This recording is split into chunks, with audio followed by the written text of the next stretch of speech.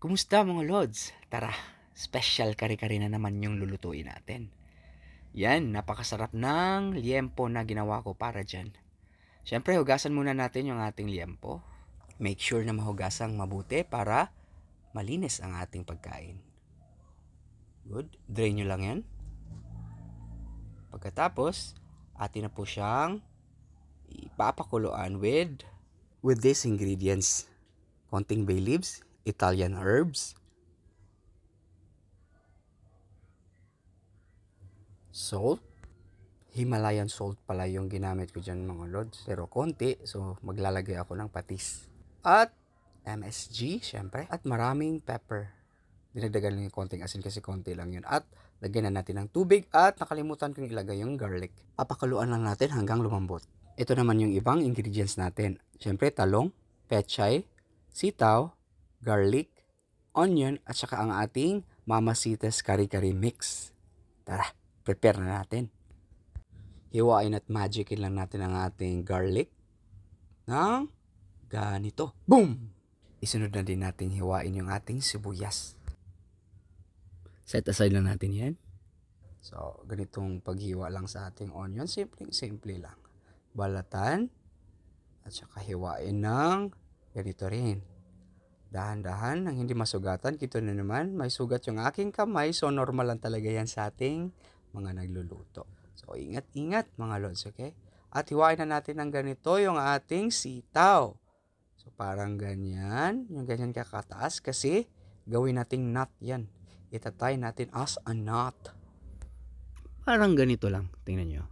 Ganyan lang. Para medyo may pagka-decoration din. So, ayan. Tapusin natin yan lahat.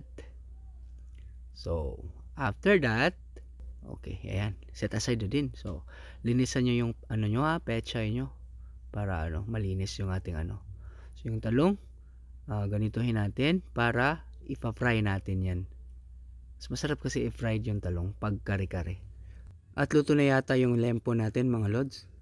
So, isi-strain na natin at ating isa-set aside. Papa-electric pa na natin yan para mag-dry siya at mag-crispy yung skin niya. I-air fry natin yan mamaya. Next is the sauce.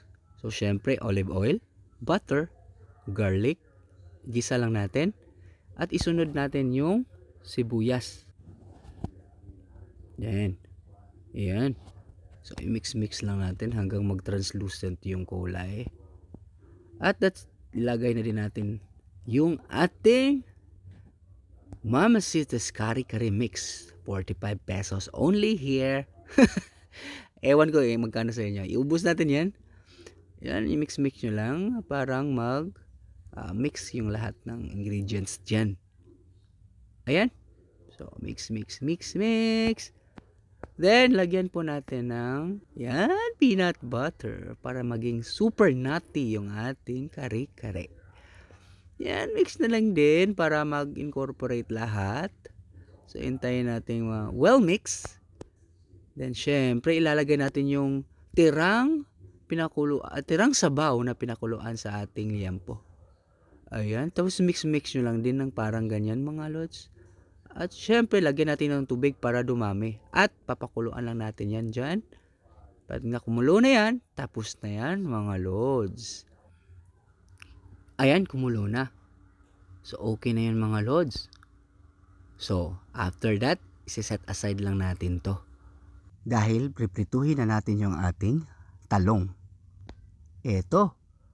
So, prituhin nyo lang yung talong. Huwag nyong sunugin. Parang ganito lang yung texture niya o itsura. So, yan. Pagkatapos nyong prituhin yung ating mga talong, isi-set aside natin. Dahil, steam natin or papakuluan natin yung ating mga gulay. Dapat saglit lang din para hindi ma-overcook yung ating gulay. To maintain the freshness and color, ilalagay natin pagkatapos sa water with ice.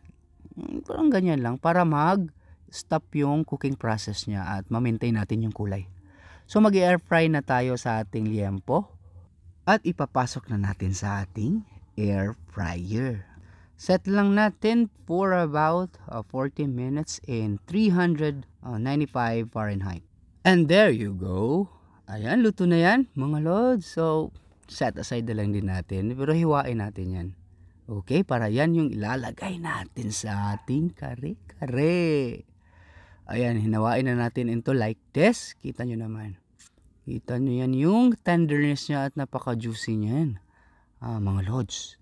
At so, syempre, malasang malasa. So, hiwain lang natin ng mga like ganyan. Ayun. Para mag-fit siya sa ating plate. Ayan. Plating na tayo. Tara, hali. Lagay na natin yung ating pechay.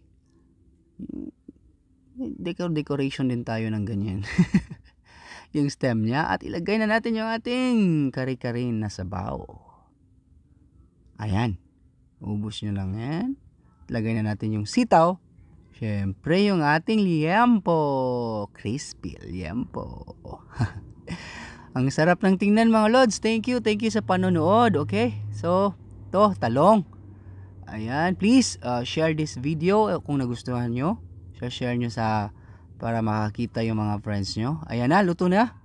Napakasarap nitong aking crispy liempo kare-kare. Ayan. So, for sure mga lods, sana nagustuhan nyo, no? At thank you. Please share this video. Malaking tulong po yan para sa akin. Thank you very much. Ayan. So excited na kaming kainin ito. Tingnan nyo yung sabaw mga lords. Ayan oh. Woo! Wow! Creamy. So nutty po yan mga lords. At saka grabe, masarap na masarap to. Pag may bagoong syempre. At yan, may bagoong ako. Lagay natin syempre sa rice. Yan, kuha tayo ng mga vegetable. Lagyan natin ng bagoong. Mas perfect talaga yung kare-kare mga lods pag may bagoong. Ayan. For sure, takam na kayo dyan mga lods. Try nyo gumawa nito. Madaling lang. Sundan nyo lang yung video. For sure, ma-achieve nyo yung anong na-achieve ko nito. Tsura pa lang mga lods. Grabe. Alam mo talagang napakasarap na. Okay? Tapos nakakainis din to. Ayaw magpakain. So yan lang po mga lods. Thank you so much. Kita sa next video. Hanggang sa muli. Paalam!